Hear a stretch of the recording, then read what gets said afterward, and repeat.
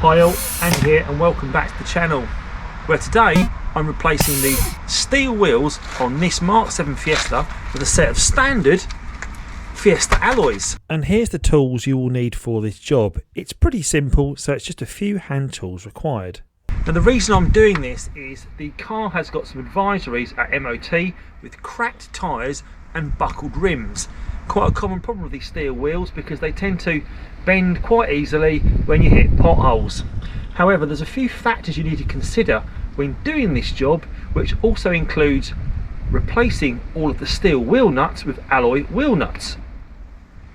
So as you can see, these steel wheels have just got a set of covers over them which easily pull off just like that, revealing the steel wheel nuts. If you look closely, you can see some buckles on the outside of the rim, but there's some worse ones on the inside, including ones I've hammered out. Now the good thing about doing this job is the wheels I'm replacing the steels with are factory Mk7 alloys. Here's the wheels I'm going for. These are a standard Fiesta wheel found on the Mk7 and also found on this particular model Fiesta. Now we need to loosen but not remove the steel wheel nuts before we get the car jacked up and removed from the car. It's important to loosen and fully tighten wheel nuts with the car on the ground under load, or you simply will not get the nuts undone. Now when I'm jacking this Fiesta up, there's a chassis rail about 8 inches in from the outside edge of the car, which I'll show you on the camera also. I'm using that as a jacking point to get the car up. We need to get it up just far enough so the wheel is completely off the floor. Now I'm going to be fairly quick with this, so I'm not going to put it on axle stands, but if you're going to take your time over it, I would suggest putting it on axle stands. With the car fully supported on the jack, we can now get these steel wheel nuts off the car, and hopefully the wheel will not be fused onto the hub. Now if the wheel is fused onto the hub, best thing to do is get a piece of wood around the back of the wheel, get a big club hammer and just give it a good whack, and that should loosen up any fusing of the wheel to the hub. Luckily this is just going to fall off like so. We can move that out of the way. So here's the new alloy and it already looks 10 times better. Get that lined up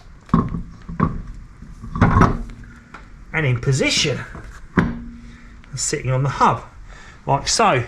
Then the next thing I'm going to do is get the 4 nuts, or should I say 3 alloy nuts and a locking nut, and secure that in place. So here we have the alloy wheel nuts. As you can see, they're much bigger and a different material to the steel wheel nuts.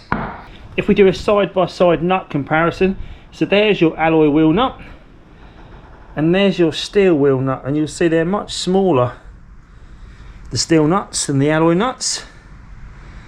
I think they're the same size diameter wise, so we should be able to use the same tool, and we can, which is a 3/4 inch socket.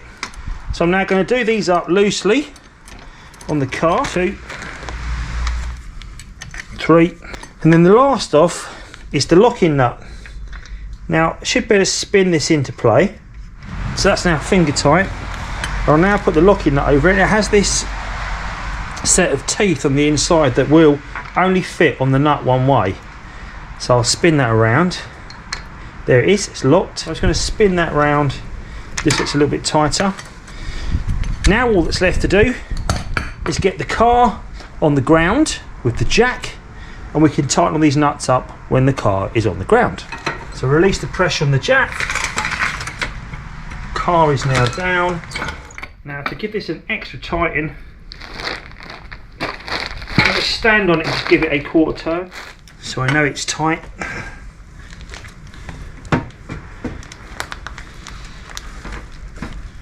And that's it. Now one thing you must remember with this alloy wheel locking nut key is to keep it somewhere safe. Keep it in the car, keep it in the glove box. Put it in a little bag if you want, because if you lose this, you're going to be hammering this nut off and making a mess of your wheel. So don't lose this at all costs. I know this as I've done it many a time. Now, something overprotective previous owners do is they cable tie wheel trims to the steel wheel, which is a real pain because no one's going to steal a steel wheel or steal your wheel trim, so you just have to quickly snip these off.